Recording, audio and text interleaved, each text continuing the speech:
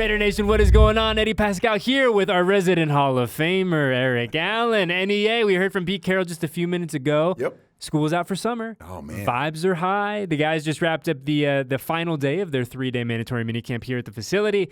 And, man, it's this is like always such a weird kind of moment in time for me because and on one end, it means football's over. Offseason program is in the rearview mirror. We have this kind of weird 6 weeks, but then it's go time. Oh, man. Like, it's just like kind of this weird purgatory that we find ourselves in. So for you as a player, putting your player hat back on, like, what did you really try to accomplish over this, let's call it month-and-a-half break? Yeah, just sharpen the tools up a little bit. But more importantly, just kind of get that rest in your body. It wouldn't really go into the full, 24-hour fitness, working out every day. It's just a time to sharpen your skills. You always kind of want to work on, stretching and the speed, explosive stuff. But everything should be kind of put in the barrel by now. So you're just kind of making sure you're ramped up, ready to go for training camp. Obviously, if you're year 3, 4, 5, you're taking that last vacation with the family and trying to kick back with your boys and stuff, have a good time.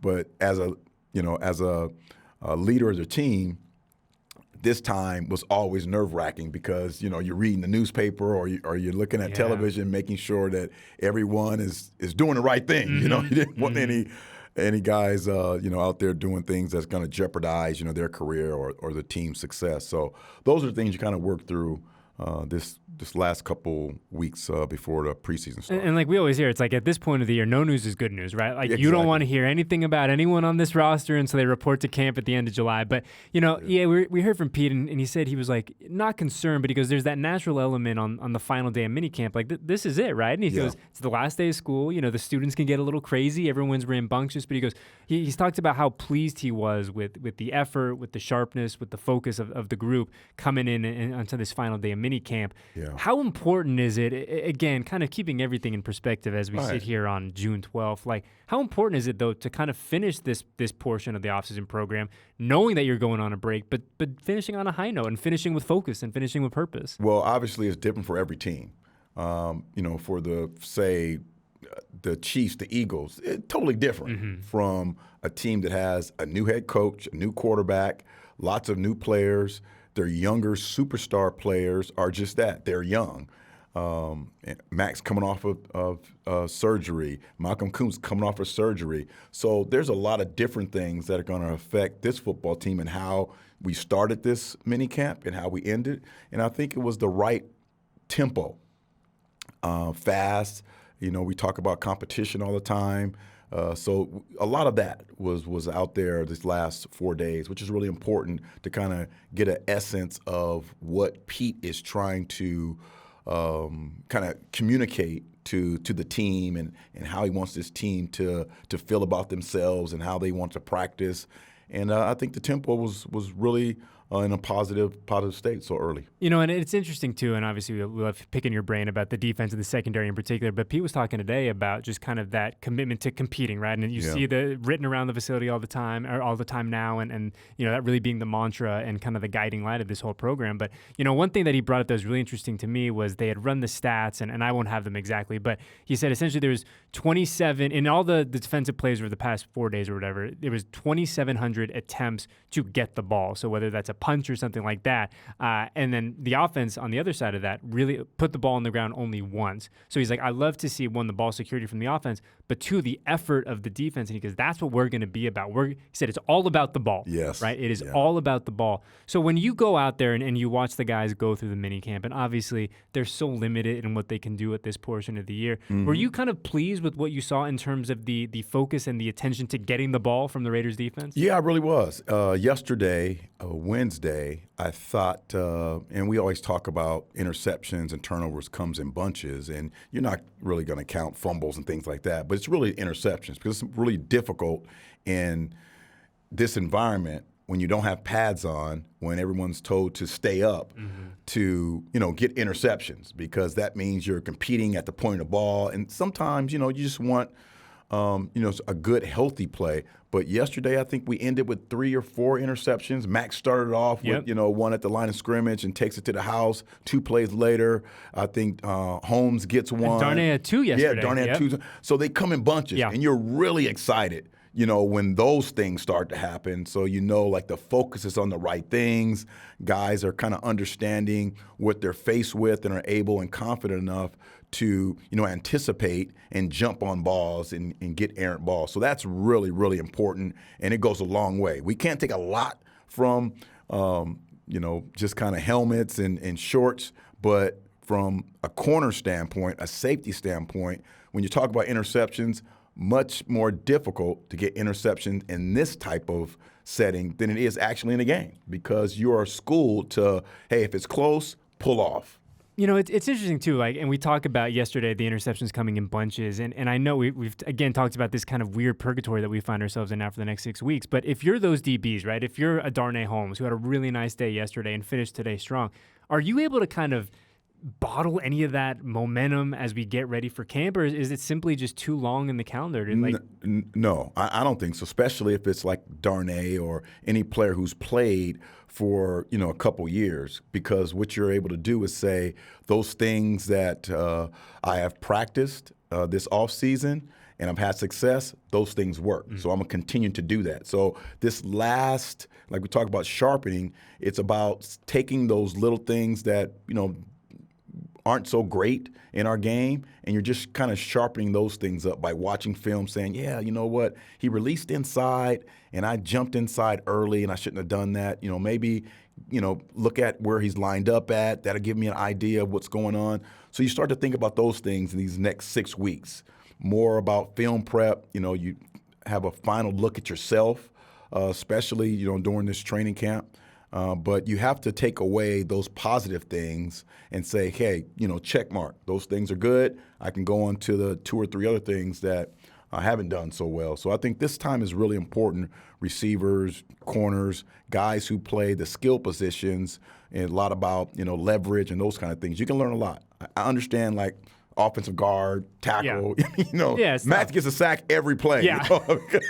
And he lets you know about it too. Yeah, exactly. He gets a sack every play, So there's no pads, no double teams, things like that. So you don't really get an idea of what, how that's going to kind of translate from now until the season. But the skill position stuff, the routes, quarterback's timing, all that stuff's on point. I think one of those young corners that we've talked a lot about, and a guy that we're really excited to see what 2025 has in store for him and beyond, really is Darian Porter. And I'm curious for you, having a chance to see him now the past couple of days, and again, keeping everything in the prism of this is minicamp, right? This is training camp, this isn't the regular season. But for a young dude like him who's still, and we've talked about this a bunch, who's still so young in the position, right? Who's been really, I think, incredibly honest and incredibly transparent about, hey, I need to learn a lot more of A, B, C, D, and E. What were your kind of takeaways from seeing him go to work the past couple of days? Yeah, I love his measurables. I think those things are great.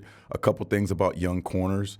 If you're a young corner and you're successful early, you have unbelievable skill sets. I mean, the 40 vertical, the 4.3, you have all that stuff, right? So that's a way you can be successful early, because your physical tools are so superior that most of the people you're facing, you're going to be able to physically dominate. So you see a lot of that. And it's very few corners are like that, but, of course, Mike Haynes, Prime, even Peterson, was that kind of skill set where he can run. Other than that, it's really about processing. And right now, it looks like sometimes he lines up and he thinks he has to cover the whole route tree.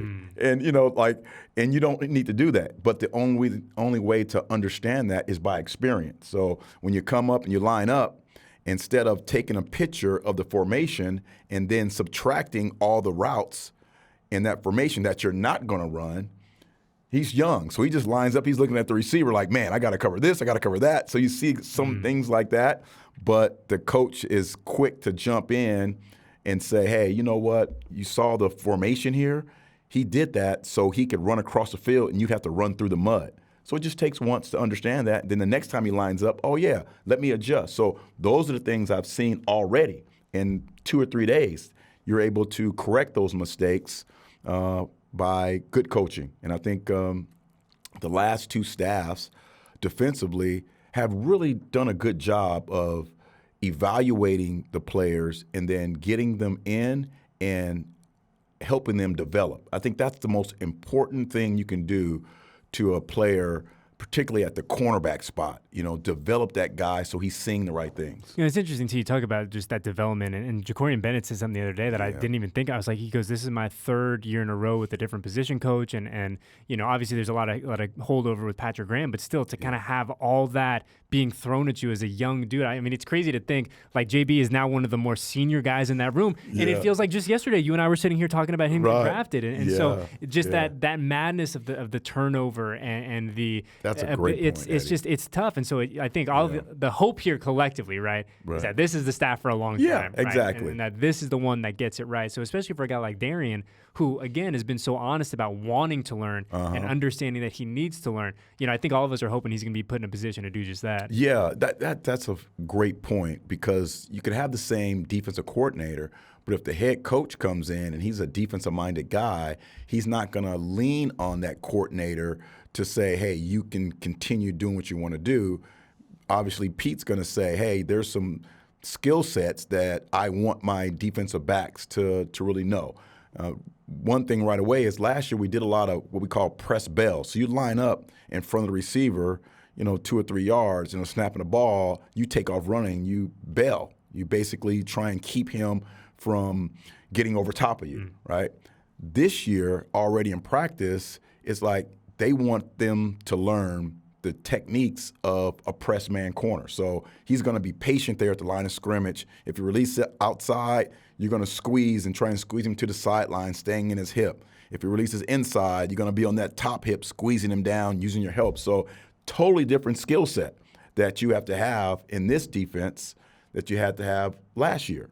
Some of the matchup zone stuff. So it's totally different. Same coordinator, and PG can roll with anything. I mean, he could do the blitz stuff, the zone stuff, but you have to have coaches now that are teaching these corners who have been here for, a year or so, different techniques. So it's a challenge, but that's what it's about. Yeah, and I think we'll see a lot more of that as we get to camp, too, and kind of understanding the fine details a little bit more. And we talk about it all the time. It's like, camp is great for us, too, because we get to learn the players just as much as we're learning the team and all that. So there's some new guys, too. Yeah, a lot of guys, man. Got 90 names on that roster. I got to get my flashcards out this summer. I know. But I'm on the sideline looking at I know. Who's 42? Okay, there it is. Yep, we're good. But, hey, speaking of the summer, though, man, a big, exciting summer for the Eric Allen family. So I want to get my every couple week update on how things are going. Where are we in the process of the enshrinement and all that good stuff? What is next on our to-do list? Well, we just got back a couple weeks ago from the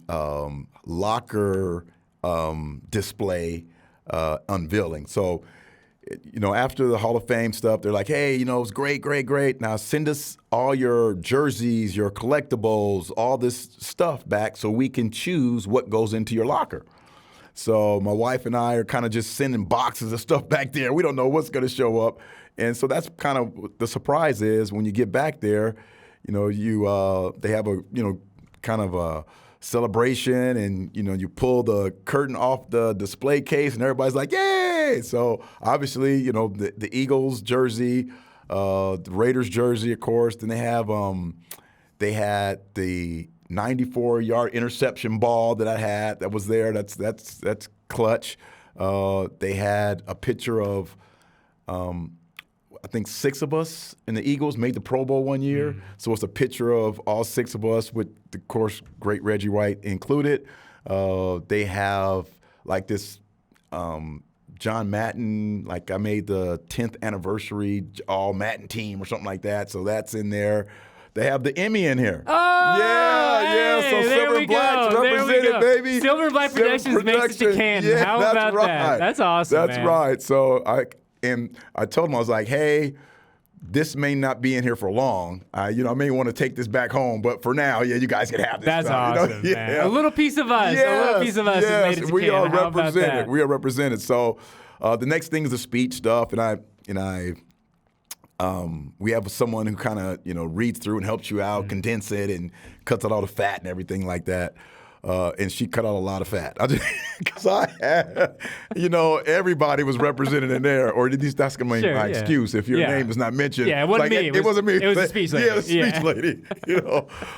So that's coming up, and we're probably 51 days away, man, or something like that. Crazy. So it's been awesome. It's been just a great magical ride. Yeah, it's been equally as fun for us to kind of go through it with you and obviously have kind of this inside peek on everything that's going. And I told you, it was like one of the great joys of my professional time here was when you got in and I was on paternity leave. And so credit to everyone here because I was not available, right? I wasn't getting emails and texts or anything like that. Right. And I had texted Marcus earlier that week, and I was like, "Hey, do you think should I text EA and just wish him luck?" And I didn't because it's like this weird. You don't want to overstep. And he goes, "No, text him, reach out."